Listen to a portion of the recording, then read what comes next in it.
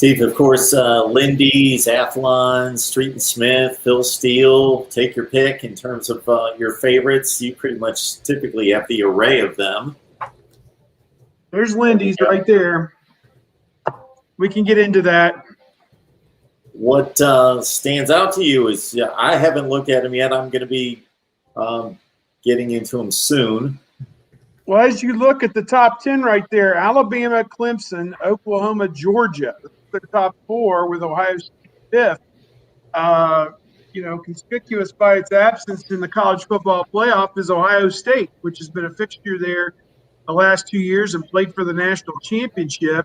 Athlon's did have Ohio State in the top four. I think Athlon's had them third, I believe.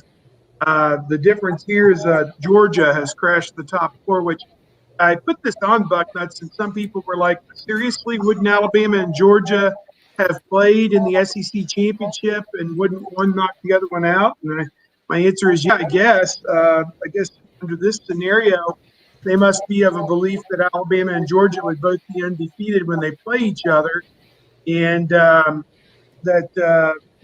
one-loss Georgia team would get in with the only loss to Alabama ahead of Ohio State, which they must be of some type of belief Ohio State's going to lose a game.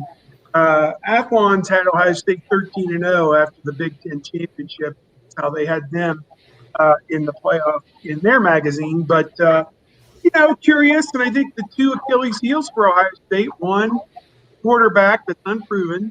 Every other position on offense is elite and could be argued to be a first or second team all Big Ten performer. But quarterback, you just don't know. You figure Stroud's going to be pretty good. And then obviously the back on defense, such a letdown, you think in how the defense played last year times. And is that going to come back to bite them this year with inexperience at linebacker and guys that are unproven in the secondary? So to me, that's kind of what that's kind of where it's at.